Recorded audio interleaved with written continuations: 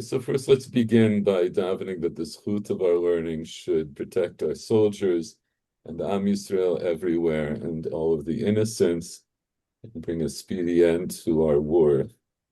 And with that, so I want to say last week, uh, we dealt with this line in the Mishnah. Excuse me.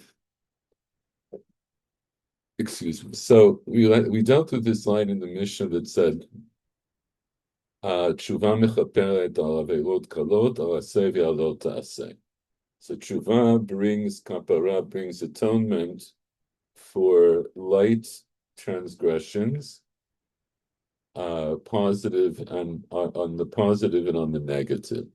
And so we pointed out last week, if I have that, in other words, if I understand that the way it's presented, let's say I'll put it this way: one way of understanding that is that tshuva mechaperet al averot kalot, and then I would put a colon here.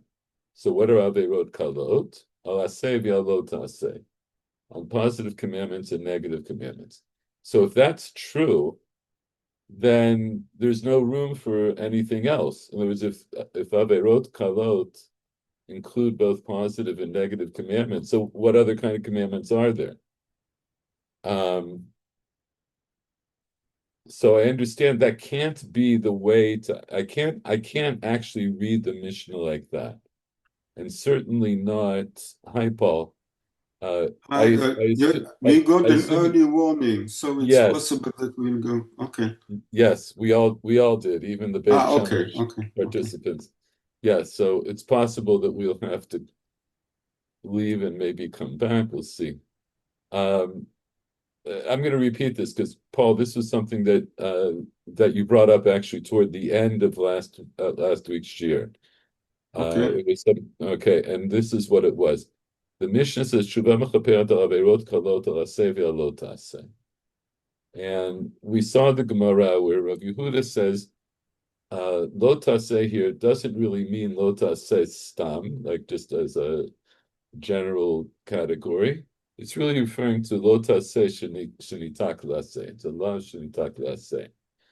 And you said, it sounds like, I'm paraphrasing you, but you said that it sounds like the Gemara didn't like this word, and so they're getting rid of it. Mhm, mhm. And so, and my reply to you, this is my that this I'm going over my reply to you because I think it's important to understand this. The reply is that, let's say before we got to the Gemara, when we were learning the Mishnah, how do we understand it? That is, so I said our first line of reading might be like this: Tshuva mechaperet al averot kalot, and then nekudatayim. Then I'll put a colon here. So what are averot kalot? Al aseh ve'al lo ta'aseh. Now, of course, that's a problematic reading because if that's true, that's not averot kalot. That's all averot. That's everything. Aseh ve'lo ta'aseh covers everything. So maseh averot kalot. And I know that can't be the reading because right after that, I know there's such a thing as chamurot, right? Chamurot, meaning averot chamurot, utoleh shevo yom kippurim yichaper. So I understand that the this phrase al aseh ve'al lo ta'aseh, I can't read lo ta'aseh as kifshuto. I can't read that to mean all mitzvot lo ta'aseh. It doesn't make sense in the first line, and it certainly doesn't make sense in light of the second line. So I have to understand, what does lo ta'aseh mean in this context? What can it possibly mean? And so that's what Rav Yehuda comes to uh, comes to address. Um,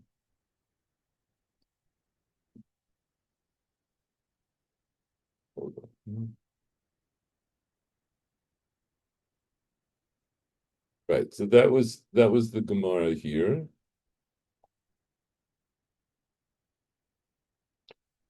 That's the Gemara we did last week. Tshuva mechaperet al averot kalot al aseh ve'al lo ta'aseh. And the way the Gemara asks the question is as follows: Hashta alota semechaperet alase mebaye. Okay, the Gemara comes from a different angle. They say if tshuva is mechaperet, right? Literally, now that that tshuva is mechaperet on mitzvot lo ta'aseh alaseh mibai, do I need to say aseh? Do I need that for the Mishnah to tell me that tshuva is mechaperet also on mitzvot aseh? The understanding being that we assume that lo ta'aseh, mitzvot lo ta'aseh are chamur. Yeah, we're that's getting it. shrieked at. Okay, let's begin again. That's my marker for when I edit out our long gap. Uh, so, um, okay. So what I just wanted to demonstrate is that the Gemara asks the question the way it asks it, but even without the Gemara, I would have to ask a similar kind of question. The Gemara's question is based on the idea that a lotase must be more chamur than an aseh, and therefore, if tshuva is mechaperet on a lotase, it certainly is going to be mechaperet on an aseh. So why should I say the word aseh at all? The way I learned it now in the Mishnah, I asked it in a different way. I just pointed out that uh, I have to say something that qualifies um, lot. I have to qualify aseh v'lo ta'aseh, because if I say averot kalot means mitzvot aseh v'mitzvot lo ta'aseh, then there's no room for anything else. There's no room for chamurot. So I have to do something. So the way the Gemara asks the question is: look, if mitzvot if tshuva is mechaperet on mitzvot lo ta'aseh, so why do I need to say anything about mitzvot ta'aseh? Obviously, it'll be mechaperet on mitzvot ta'aseh. So Rav Yehuda says, this is how I read the Mishnah: that tshuva mechaperet al averot kalot al aseh v'al mitzvot lo ta'aseh shenitak latzeh. Right. So he changes the plain meaning of lo ta'aseh, but as we see, you have to say something. You have to do something that qualifies the lo ta'aseh.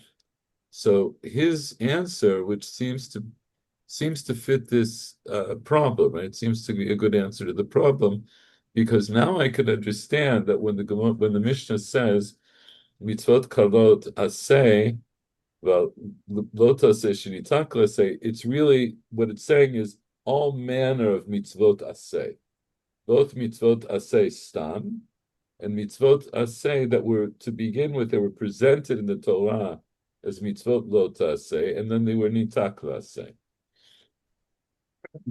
So the Gemara challenges him, right? So v'alot aseh gamur lo, does it mean then? Well, okay, so now we'll do a little review. I mean, we're doing review, but let's pick up a little bit now. So Michael Werner, you were the first one here. You'll pick up from here. Let's just review this part. V'alot aseh gamur lo. Alot hase gamor lo, or minhu elu hen kalot ase velot hase teshuva mechaperet al averot kalot chutz milo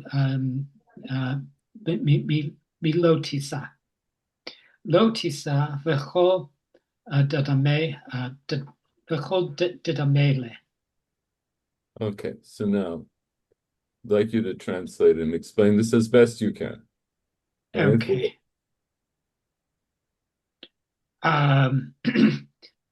So does this not apply to avarot that are completely low tase, completely negative, i.e., negative commandments that don't turn into positive, presumably? Yeah, that's correct. And so, and v'alot say gamur lo. What is lo? Not? What's not? Does Rabbi Yehuda's statement not apply to that? No. Okay. No. Wait, just think for a second. Just think for a second. Don't jump. What was our question from the mission? So the Mishnah's question was, The Mishnah didn't have a question. We had a question on the Mishnah. What was our question about the Mishnah? What is the Gemara's question about the Mishnah?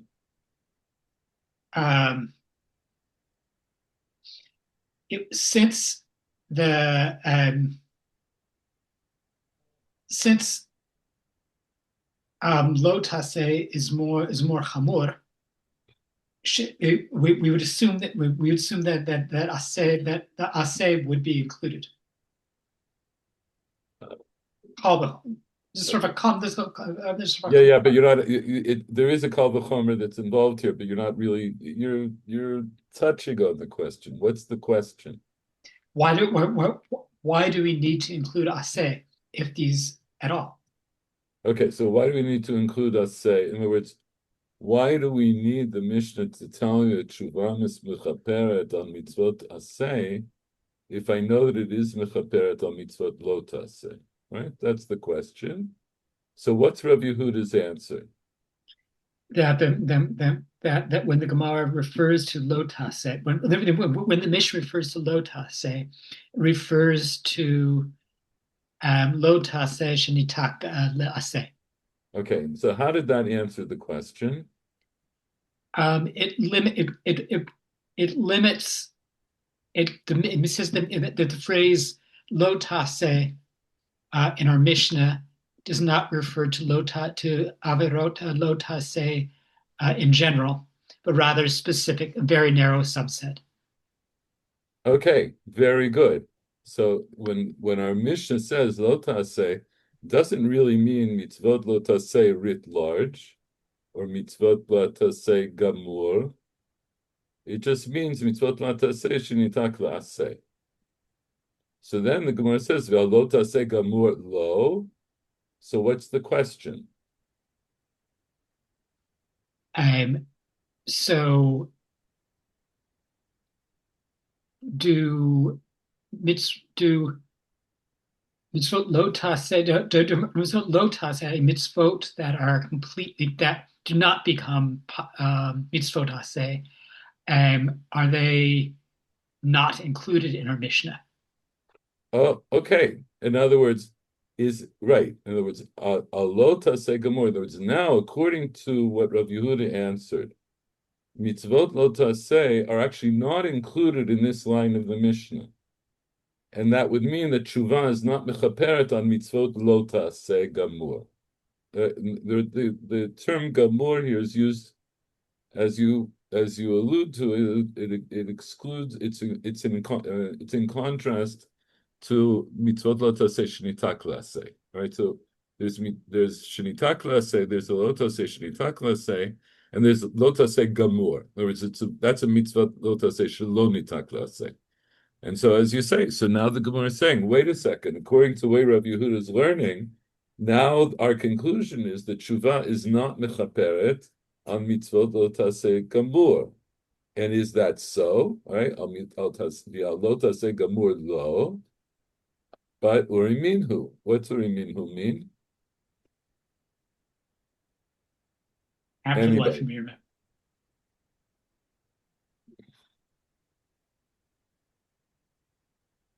Michael Schwartz, you're muted if you're. It means that they raised this objection. They threw up against it. They raised this objection. Right. They raised an objection because I have another source. Okay. So what does this other source say? Michael Werner, I'm still with you. These are kalot. A say, the lo taseh. Teshuva atones for atones for avarot, for lenience, for venial sins, except for lo tisa, except the commandment of lo tisa. Okay, so that's my kasha is from here. What's the kasha? the kasha seems to be, it basically takes, we have a source that says that our Mishnah refers to mitzvot lo taseh as well as mitzvot aseh with one exception. Okay, and so what's the problem with that? Why is that a kasha? So Rabbi Yehuda said, Rav Yehuda. Rav Yehuda, thank you. Yes, I remember you said that last week. Thank you for the reminder. Rav Yehuda says that our Mishnah only refers to a narrow subset of mitzvot lo taseh. And from here, I understand that what? It refers to mitzvot lo taseh in general, with one exception. Okay, and then the answer is, the Gemara answers lo tisa b'chol didamile. So what does that mean? Lo tisa, and every mitzvah, presumably every mitzvah lo taseh that is like it. Okay, and so how does that answer the question?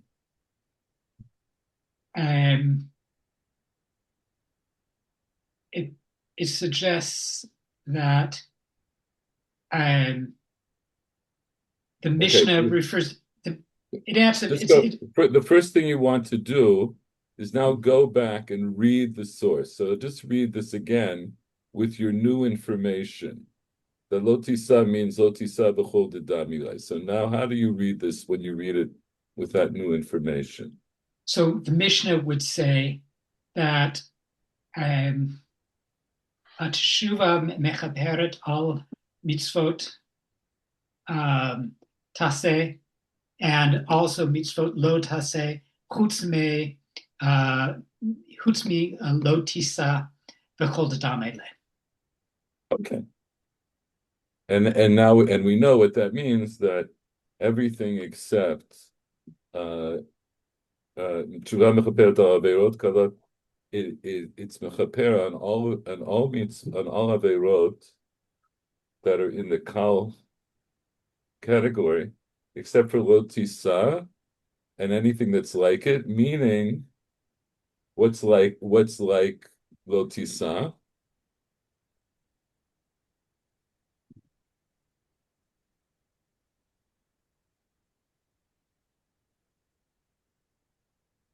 What the dami like?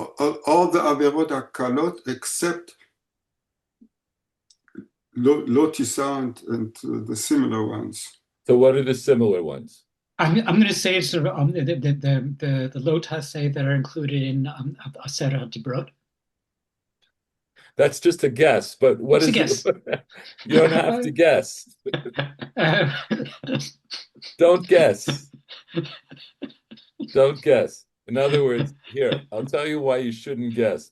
All your information is right here. Just pay attention. Let's go back.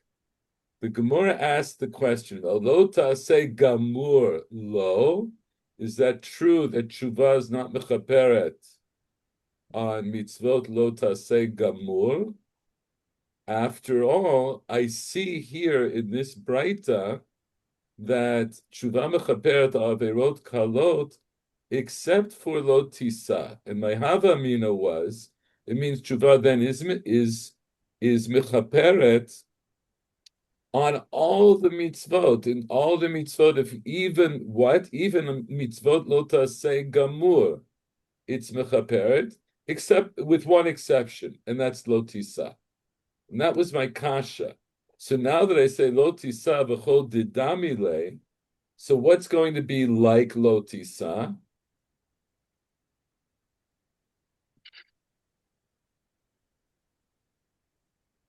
Is it not that lo tisa is a lo taseh shenitak la'aseh?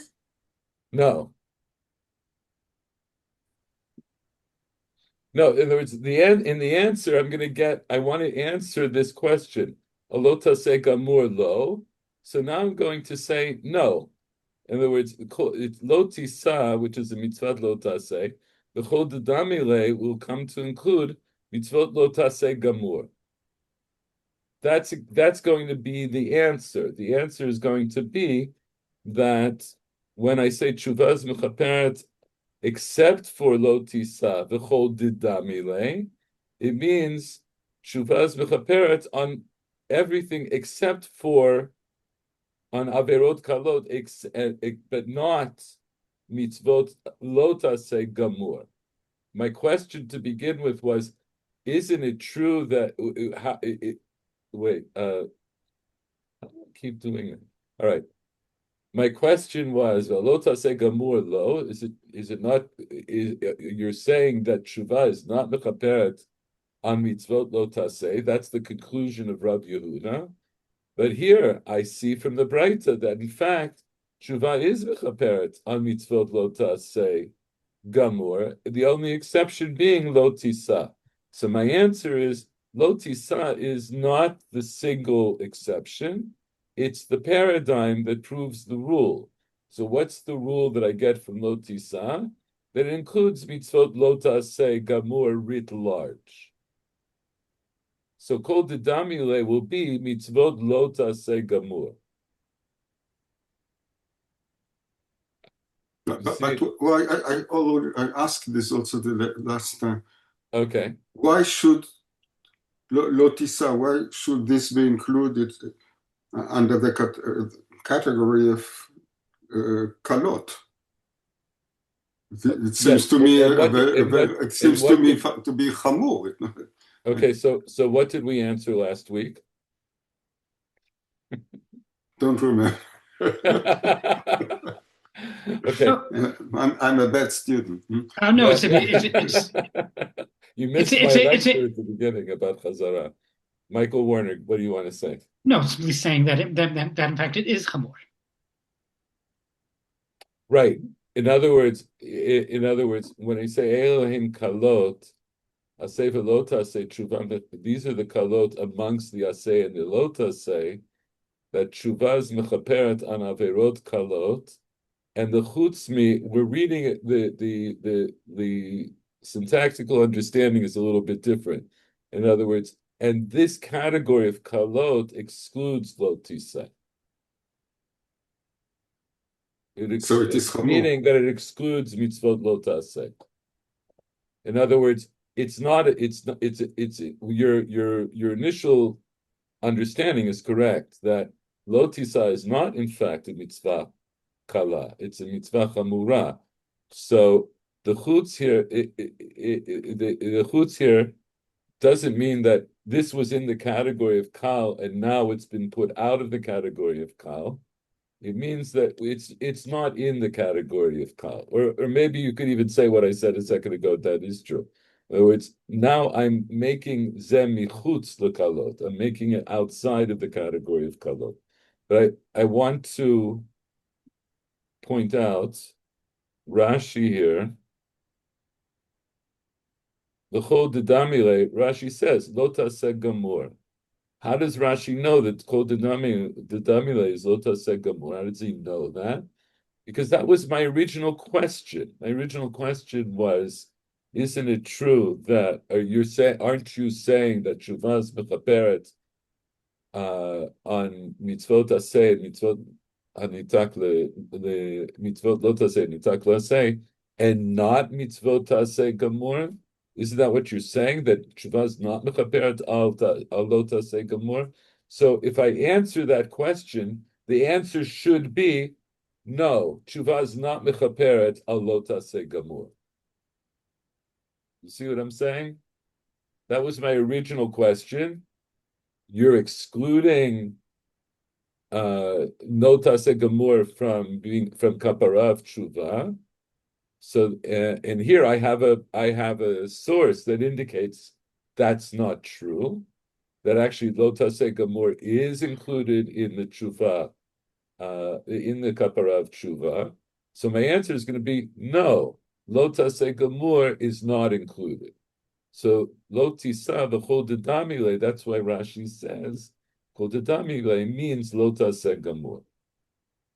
Okay, that's where we got up to last time, and our shir is almost over. But I want to go to the next part of the Gemara, And some of the questions that we're going to raise, we're not going to try to answer this week. I alluded to this last week. There, this I'm going to read a little bit now. Just read in the Gemara and give you a basic reading, because I want you to understand what it is that we're going to go after. So both, I think, Paul and Michael, maybe everybody, we all want to know more about Lo Tisa. Why is Lo Tisa exceptional? In other words, in the end, right, what I've just concluded is Lo Tisa isn't really exceptional. It's used as the paradigm for mitzvot Lo Taseh. But why should that be the paradigm? I have hundreds of mitzvot Lo Taseh. Michael Schwartz. But it's a lo taseh gamur as opposed to a lo taseh shenitak shenitak Shenitak maseh. Laseh. That's true. And so it has to be that, but it still doesn't tell me why Dafka Lo Tisa. Okay, because I still have a few hundred other mitzvot Lo Taseh, right? Lo Tirtzach, why not Lo Tignav? Why no Tigzol? Like there's a lot of mitzvot Lo Taseh that are not nitak laseh. Tigzol dafka is, but lo tirtzach, no. I mean, so there's a lot. So there's some. I understand that lo tisa is being singled out for some purpose, which is going to become a little clearer later on in the Gemara. And we're going to look at lo tisa a little bit more closely today. But for the moment, I just want to read a little bit further. Actually, you know what? I'm gonna go with this inclination. Let's look a little bit further at what lo tisa is. And for this, let's change screens.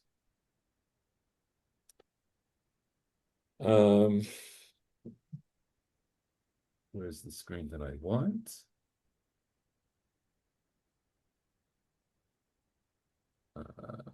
Sorry.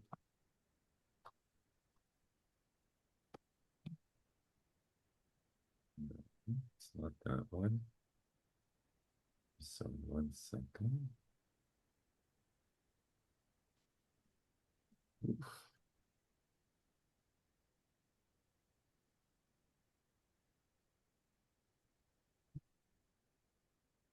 Oh, it's this one. Okay.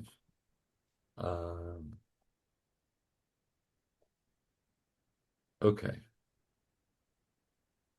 Does everybody see this, Lo Tisa? Okay, we read this last week, and of course, we've all, we're familiar with the mitzvah, right? It's one of the Seret Dibot. What does it mean halachically? What is the mitzvah that I learn out from Lo Tisa? So, by the way, I figured out the new system here.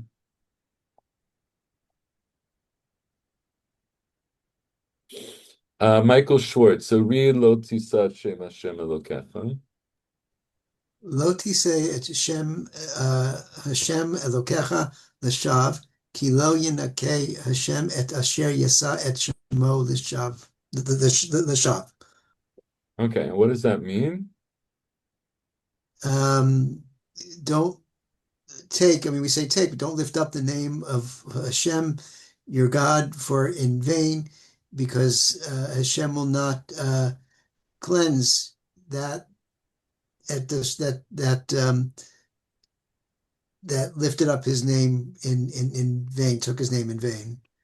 Okay, and so now read Rashi. What does Rashi thinks this means? What does it mean to say God's name in vain, or to lisat Shem Hashem l'shav? So Rashi says, L'shav chinam lehevel, ve'eze hi shivuat shav, nishba l'shanot et hayedua al ha'amod shel even shehu shel zahav.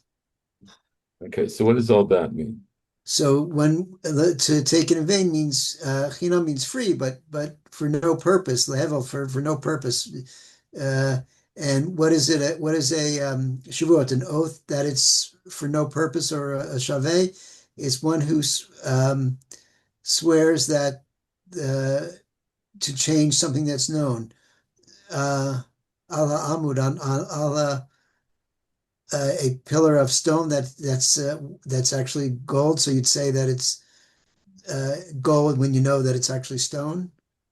Yeah, so there's if you make a shua and you're pointing to a pillar of stone and you swear in God's name that it's a pillar of gold, that's a shvuat shav. So I think we looked at this maybe a long time ago, but let's just do a little review of this with the Rambam. So the Rambam counts this as one of the 613 mitzvot. I'll just read it. Shvuat, wait, it's a little bit longer than that. Actually, hold on, make it a little bigger. Okay, Paul, why don't you read this? This is mitzvat lo ta'aseh samech bet in the Rambam's Minyan HaMitzvot. Shehi zirenu. שהזהירנו שלא להישבע שבועת שווא, והוא אמרו יתברך, לא תעשה את שם השם אלוקיך לשווא. Lo tisa. והוא, מה אמרתי? לא. חשבתי שאמרת לא תישא את שם השם אלוקיך לשווא. והוא שישבע על מחויב המציאות שהוא בחלוף מה שהוא בו נמצא או על דבר מן הנמנעות שהן נמצאות או ישבע לבטל דבר מצווה וכן אם נשבע על דבר ידוע לא יחיש אותו ולא יחלוק עליו שום חולק כגון שנשבע בהשם שכל מי שישחט ימות זה נשא גם כן שם השם לשווא. Okay, so stop here. So the language is a little difficult, I think. הוא היה צריך לשים פסיקים או משהו כזה. אז קודם כל, כתב את זה בערבית, אבל מעבר לזה... רגע, it's from... it's ספר המצוות. This is ספר המצוות. It's not משנה תורה. It's not יד חזקה. Okay. No, we'll also look at the יד חזקה. But what's he saying here? שהזהירנו שלא להישבע שבועת שווא. Right, that we're being warned us that we shouldn't swear. How do you say shvuat shav? Shvuat shav. You shouldn't swear a vain swearing. A very vain swear. Okay. והוא אמרו, and he said it. השם, כן. לא, okay, לא תישא. Okay, from this pasuk. It quotes the pasuk, yes. Okay, so this part got a little bit difficult. ישבע על מחויב המציאות, something which is he swears about something which exists in the reality. Yes. שהוא בחלוף. These are technical terms. What are what is חלוף? That it's the opposite. שהוא בחלוף או בחילוף משהו בו נמצא. That it's the opposite of the way it actually exists. In other words, this is the Rambam's way of saying that the example that Rashi brought, that you're going to swear that something which is mechuyav mitziyut, which perforce exists, meaning it exists in a certain way, that you'll swear that it's the opposite of the way it exists. Oh. Okay, today we would say that the counterfactual is, you swear that the counterfactual is factual. Yes. Yeah. Mhm. You could say, yeah, you could put it that way. Mhm. Okay. או על דבר מהנמנעות, או שהן על דבר נמצאות. מן הנמנעות. מה זה הנמנעות? Things that Things can't, you shouldn't do, או מה? No? no, things that can't, in this context, things that can't be, right? Things that are nimna, which are, as it were, prevented from existing, shehem nimtzaot, that they do exist. Things that can't exist, that you swear that they do exist. Okay. Think Okay, oh, yes. It's the same kind of, yes. או שישבע לבטל דבר מצווה. That's also how can you swear to לבטל דבר מצווה? That's not something you swear, that's something you decide. well, no, but if you swear that you will not fulfill a mitzvah, I guess you if somebody swear swears, you will not I do a swear I'm not, certain mitzvah. yes, Okay. right? You swear against it, right? Doing a mitzvah. וכן אם נשבע על דבר ידוע, וכן אם נשבע על דבר ידוע, לא יכחיש אותו. And if he swears about something which is known, he will not. it's as if the word, I'll tell you, it's as if you should read it. וכן נשבע דבר ידוע, שלא יכחיש אותו, ולא יחלוק עליו שום חולק. Right? If you swear about something that no one would deny and no one would disagree about. Kigon. כגון שנשבע בהשם, שכל מי שישחט, Sheyishachet. ימות. Kol mi sheyishachet. Anyone who is slaughtered will die. שכל מי שנשבע בשם שכל מי שישחט ימות. That's okay, no? No, he's saying that's not okay. If you Why? swear about something that no one would ever disagree about. Yes. So if you swear, And it gives an example, no? and he gives an example. I swear in God's name that anyone who's slaughtered will die. So that's a No. shvuat shav because everybody knows that that's the truth. That's true. Even if it's obvious, you are not allowed Especially to. if it's obvious. If you swear about, I thought only about things which are not true. no. So here, let's go through because we'll see these again in the Mishnah Torah, right? See, he says. First of all, Yishava mechuyav metziyut shu bechiluf mashu bo nimtza.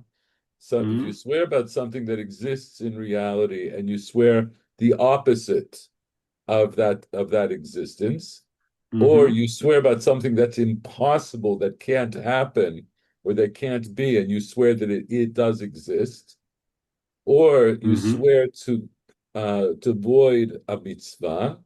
And similarly, if you swear about something that's completely obvious that no one would ever disagree about, if you swear about that, that's also, all of these are shvuot shav. All of them are shvuot shav. Each one is a shvuot shav. So if you swear about something that can't be that it is, but also if you swear about something that everybody knows is, and you say it is, because you you swear in use God's Shem name, Hashem for that's a shvuot something shav. which is obvious, then it was superfluous. You shouldn't have done it. Why did you use the Shem Hashem for something which? Exactly. So you, in that sense, you're using God's name in vain. There's no reason Yes. to invoke God's name in such a shvuah. You can No. make the statement. It's not that you're not allowed to say. Everybody knows that if your throat is cut, that you're going to die. Everybody knows that. It's okay. You can say that. But if you say, I swear in God's name that that's true, then that's a shvuat shav. Why are you bringing God's name into this? Mhm. Okay. So it's not only if it's a lie, it's also if it's obviously true. Yes. The problem is that you use God's name to swear this thing. Yes. Yeah. Mhm. Okay. I'm going to pick up a little here. V'lashon Mishnah. So this is a Mishnah Masechet Shvuot. Ezo is shvuat shav. Nishba l'shanot et hayadua. So what is a shvuat shav in the Mishnah? Somebody who swears to change that which is known. Now the Rambam adds, "V'over alav ze b'mezid loke." So if you violate this commandment of lo tisad shem Hashem lokecha l'shav, if you do it on purpose, you're chayav malkot. Remember that. It's going to be important for our discussion.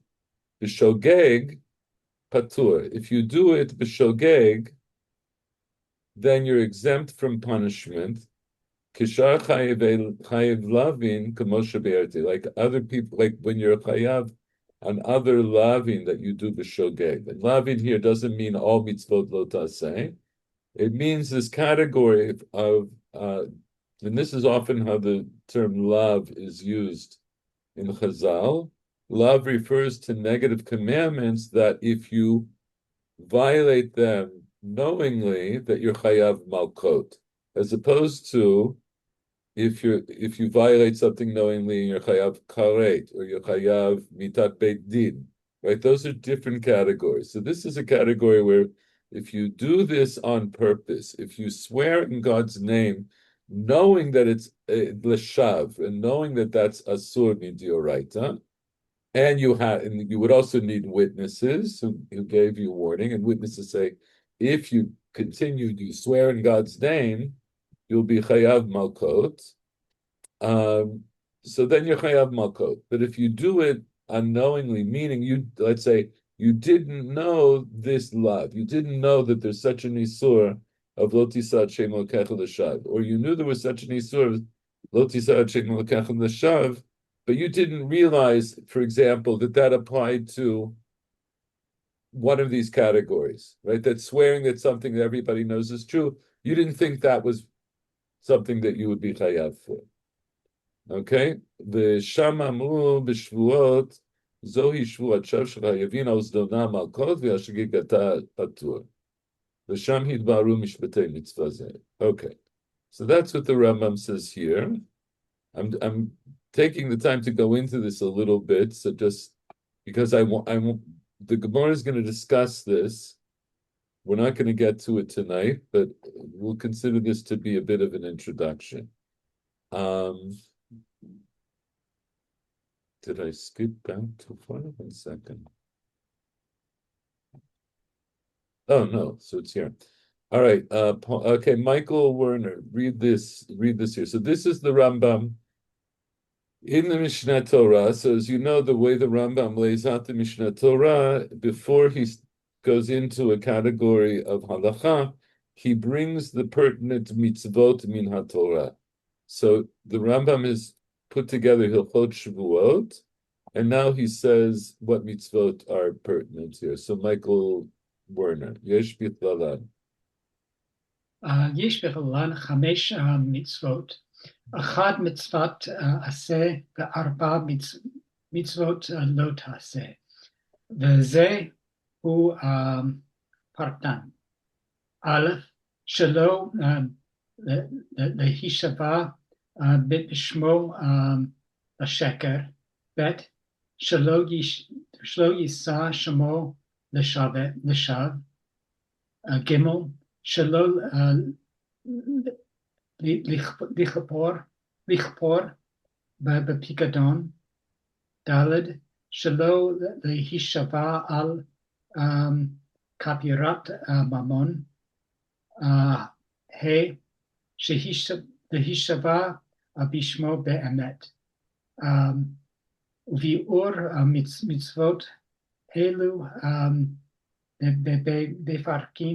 בפרקים אלו. Okay, so what does all that mean? Yesh b'cholan 5 mitzvot. So there's included in Hilchot Shavuot, five mitzvot, one mitzvah aseh and four mitzvot lo ta'aseh. And this is their list. This is their This is their the pratan. It was the specification, the breakdown. the nitty-gritty. That one does not swear by his name falsely. Second, that one does not invoke his name in vain. Gimel, that one does not The chor, what does that mean? Kofer in this context? one does not, I believe that refers to not saying that saying that when you accept a deposit, you don't have it, or you basically So what's the chor? If you're kofer, Michael Schwartz. To deny? I'm sorry, I'm confused. Yeah, to deny. okay. Right. In other words, if you deny that you have, it's the case that Michael Werner alluded to, but we're just getting the words right. In other words, if someone says to you, "I gave you something to watch, and I want it back," and you deny ever having accepted that item, that's kofer b'pikadon. So to deny that you had a pikadon when you knowingly did, that's a separate isur in the Torah. And then dalid shaluli shadak firat bamon. You do not swear concerning denial of money. Right, money here meaning mamon meaning property in general. Or property in Okay. general. And Okay. hey, that one should swear by his name truthfully. Okay, so that's the one mitzvah to say. So we see that the second mitzvah lo taseh is shelo lisa shmo leshav. So okay. So here I think we did this some time ago. I don't want to actually go through all this. It's tonight, maybe later.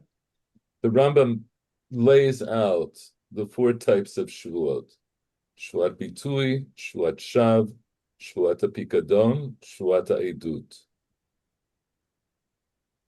So I'm skipping down to where he talks about shvuat shav. So Michael Schwartz, read here Dalid. 1 second, I'll make this a little bigger.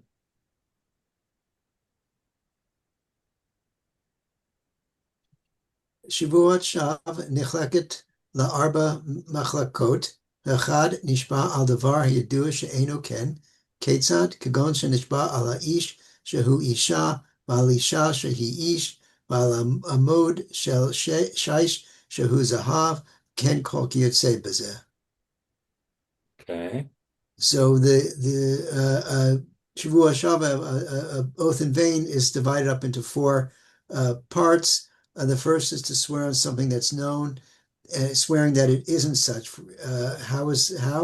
For example, that you swear that this man is a woman, or that the woman is a man, or on a pillar that's stone, and it's actually gold, or you say that it's actually stone, and you say it's gold, and such, and similar like that. Okay.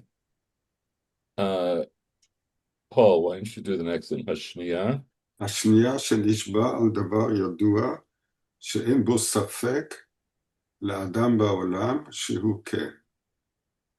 The second category, that he swears about something which is known, nobody has got in the world has got any doubt about it, and that it is like that.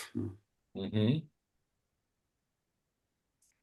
כגון שנשבע על שמיים, מה זה? Yeah, al shamayim. Shehi shamayim. Okay, that's the kind of thing we said before. Right. For Here it's a instance, little if he clearer. The language says is a that little. the heaven is heaven,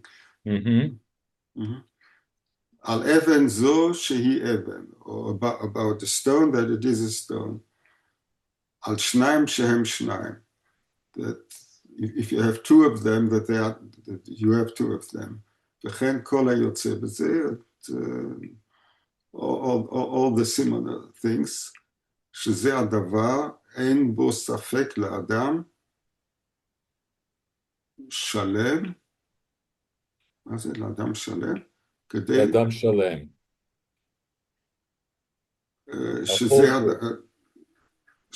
שזה הדבר, אין בו ספק לאדם שלם, about anything which... שלם?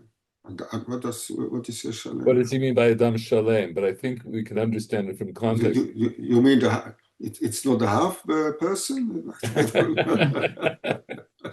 So here, Adam Shalem, that a whole person. So what does he mean?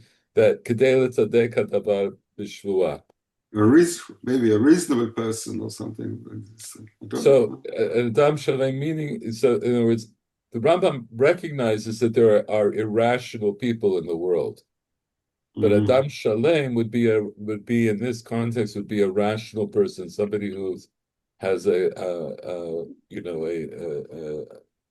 שיש לו שכל בריא. Yes, so that about this thing there would be no doubt to a whole person, right? To this rational actor, that would make you, like, force you to justify your contention by swearing it. Nobody needs to swear that 2 is 2. Now, you can imagine that the Rambam is turning over in his grave in this post-truth world, where truth has become something that's so relative.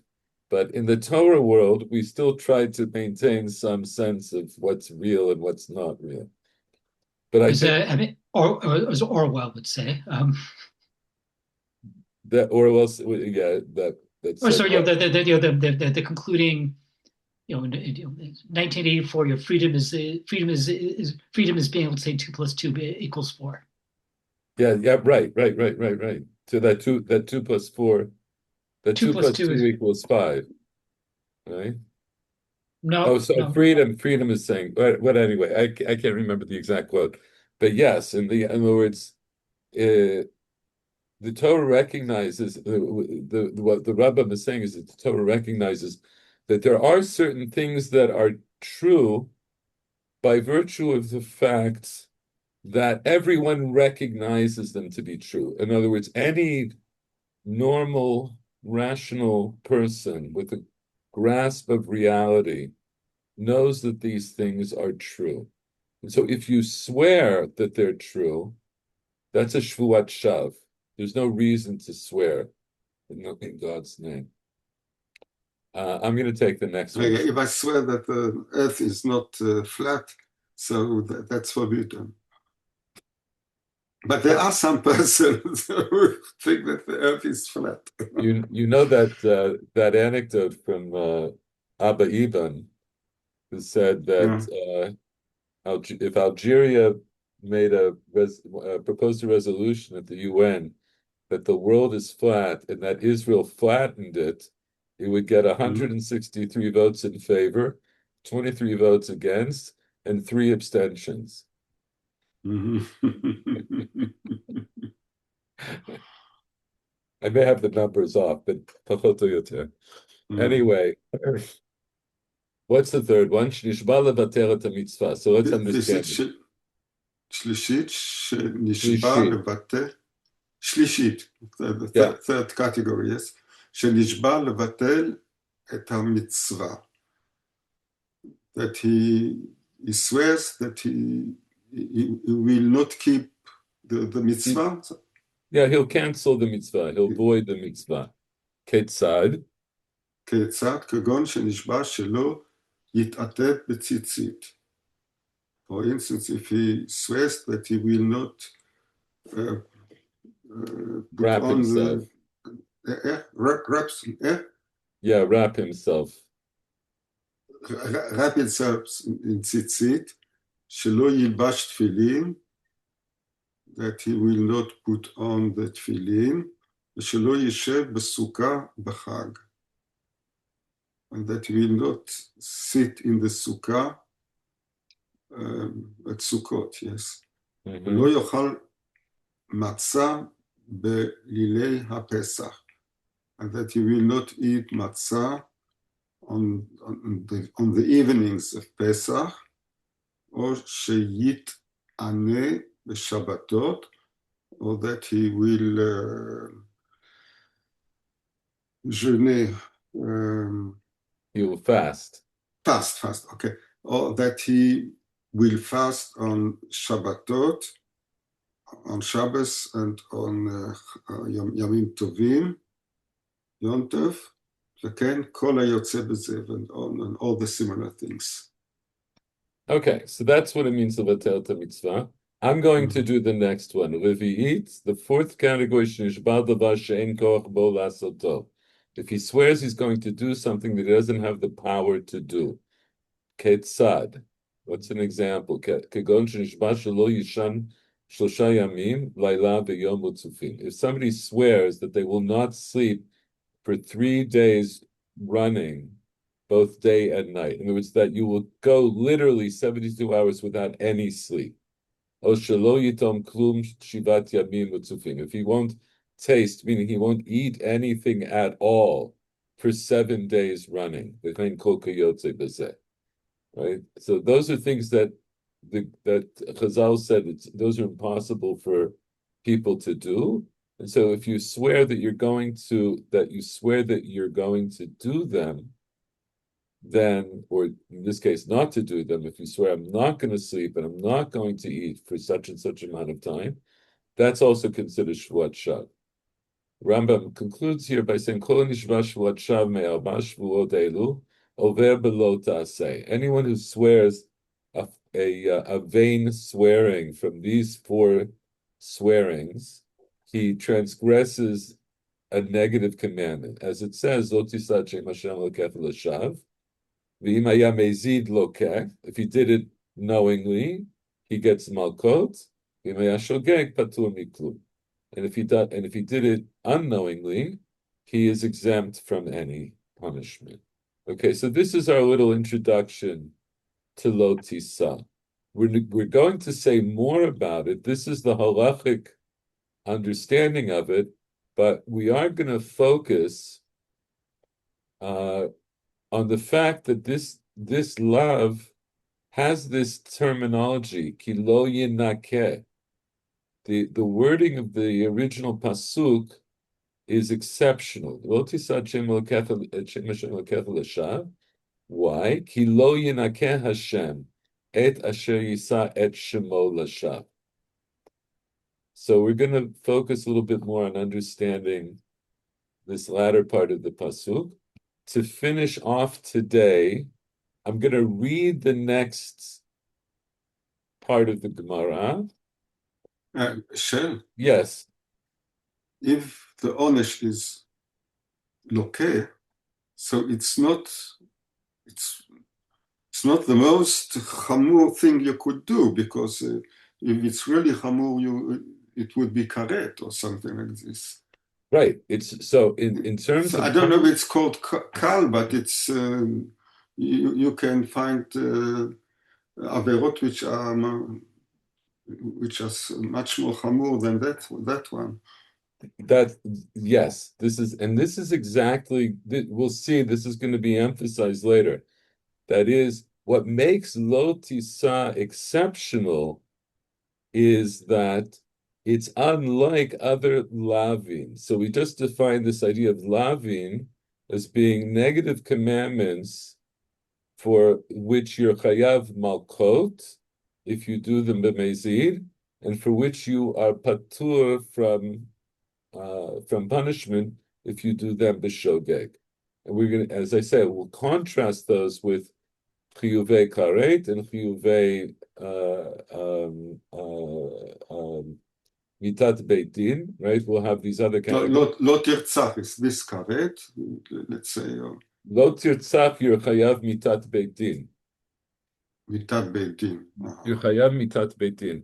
We Which can is look. more, which So- is more хамור than lokeh. Yes. Then it's lokeh. It's all right. So Mhm, in mhm. terms of punishments, you're correct in pointing out that malkot is the least of the punishments that you can get from mitzvat lo taseh, right? Mhm. I'm not if we exclude mitzvot lo taseh shenitak laseh, right, for which you're those are considered like an aseh, but for lo taseh gamur, lo tisa is malkot. But what we're starting to understand now is that lo tisa is exceptional. In other words, it's that it is going to be considered chamur, even though it's only a chiyuv malkot. And why is it going to be considered chamur? The havamina is going to be. Rashi says it here. Now we can understand Rashi here. Well, I skipped this Rashi before, but now we'll understand it. So in the Braita that we just learned, Elohim kalot, aseva lo taseh, tshuva mechaper averot kalot, chutz milot tisa. Now I can answer Paul's question this way. I can say lo tisa was in the category of kalot because you only chayav malkot, but now it's being excluded. And Rashi says, so why is it being excluded? Kasal kadatach. At this point, my assumption, and literally goes up in my mind. At this point, my assumption is mishum tichtiv lo yinakeh, because even though you're only chayav malkot, but the Torah itself says lo yinakeh, that you will not be exonerated. God will not exonerate you for this isur, for this mitzvah lo ta'aseh. So the Gemara is going to expand on this a little bit later about lo yinakeh. But You have to explain what it means. Yes. Yes. So has it got to do with the punishment or something? Yeah, but it will have to do the with punishment punishment. is not that much. I don't want to be stoned, but No, if so I'm you saying compare it to other punishments, it's not. It's still, no. I understand, but you are not put to death for that. So right. So I want I'm going to ask you to hold on to your question. I want to read a little bit further tonight, and then I want to stop. So this is that. So okay. So until now, what have we accomplished? We have this. We have the Mishnah that says "Tshuva mechaperet al averot kalot aseh v'lo taseh." I have Rabbi Yehuda that says you should understand that to mean averot kalot al aseh v'al lo taseh shenitak la'aseh. That's how you should understand the Mishnah. And then I brought a kushya, right? I brought a challenge to Rav Yehuda from this Braita, and then I answered it. Okay, so in other words, at this point, Rav Yehuda's understanding of the Mishnah still stands. Now, the next thing the Gemara brings is Tashema. Now, presumably, the Gemara Tashema can be brought as an introduction to a challenge. It can also be brought as an introduction to a proof. And usually, it's going to bring a Tanaitic source, and this, like it is here, a Braita. Occasionally, it'll come from an earlier Amora, but here it's bringing from a Braita. So I'm just going to read the Braita, and we're not going to examine it because now it's 9:00. Rabbi Yehuda Omer. So this is not Rav Yehuda that we mentioned earlier, the Amora. This is Rabbi Yehuda. He's a Tana. Rabbi Yehuda says, Kol shehu milot tisa ulamata tshuva mechaperet. Anything which is from lo tisa, right, the isur of lo tisa, and below, tshuva brings atonement. Tshuva atones. Below tisa ulamala, from lo tisa and higher than that, tshuva tola, Yom Kippurim mechaper. Tshuva will suspend his punishment, and Yom Kippurim will atone. So this Braita presumably is being brought as a challenge to Rav Yehuda. This presumably is a challenge to what we just said, Rav Yehuda's Perush of the Mishnah was. And then the Gemara answers, Lo tisa v'chol dedamile. It answers the same answer it answered before, that lo tisa in this case doesn't mean lo tisa alone. It means lo tisa and all that are like it, meaning all mitzvot lo taseh. So your homework is to try to understand how this Braita is a kasha on Rav Yehuda, and to see if you can understand that and the answer. And I want to tell you, this is very difficult. This is very difficult, but I'm going to, and if you don't get a clear answer, don't feel bad. I've been working on this for a few weeks, and I have now, I think, 2 or 3 different pshatim. But it's the kasha here, I would say, I think is not obvious. And besides, there's also a reading problem in the Braita itself, which maybe we'll just point out from the get-go, so you'll take it into consideration. So Rabbi Yehuda says anything that's from lo tisa and below, tshuva is mechaperet. From lo tisa and above, tshuva is tolav Yom Kippurim mechaper. So just in terms of pshat, what do you want to know in order to understand the Braita?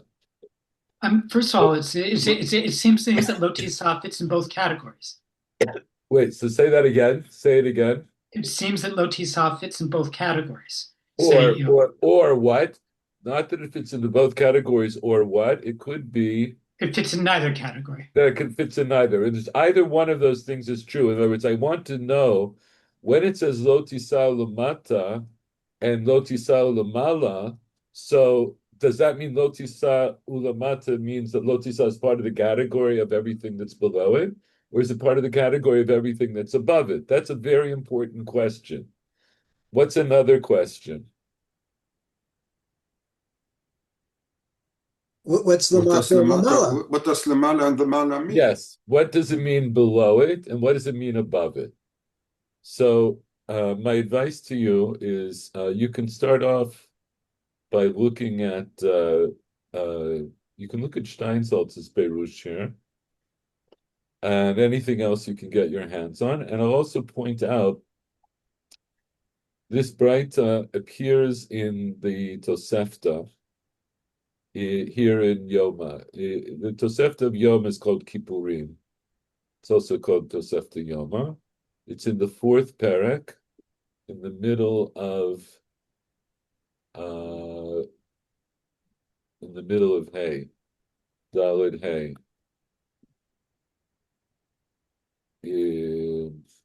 And here it appears a little bit differently. And I'll show this to you because it'll help you. Who quotes who? Is the Tosefta a quote of the Tosefta precedes the Gemara. The Tosefta is before the Gemara. The Tosefta but the Braita is even earlier. No, wait. I'll give you the history of it in a moment. Just remind me. I just want to stay focused for a moment on the content. Okay. Mitav Yom Kippurim mechaprim im tshuva. Right. So this is a quote from our Mishnah. Tshuva mechaperet al averot kalot al aseh v'alot aseh chutz milot tisa. Ve'elu hen averot chamurot kritot umitot beit din. V'lo tisa imahen. Rav Yehuda Omer, Kol shehu milo tisa ulamata, tshuva mechaperet, v'kol shehu milo tisa ulamala, v'lo tisa imahen, Tshuva Tola, v'Yom Kippurim Mechaper. Okay, so that's an aid to your learning. Now, just in terms of the way this comes down historically, so the term Braita is a general term. Any Tannaitic statement that was not included in the Mishnah is by definition a Braita. Braita meaning that which is outside. Mashu levar, right? Michutz. The Tosefta is a collection of Braitot that were collected and redacted in the time of Rebbe by two of Rebbe's Talmidim, Rebbe Oshia and Rebbe, I can't remember the other one. So when the Gemara is quoting the Braita, either the Gemara knew it because of the collection, the way it was collected in the Tosefta, or whoever was quoting it maybe knew it from even before the time it had been collected into the Tosefta. But the Gemara is quoting what we know to be in the Tosefta. All right. I think we did pretty well considering our interruption.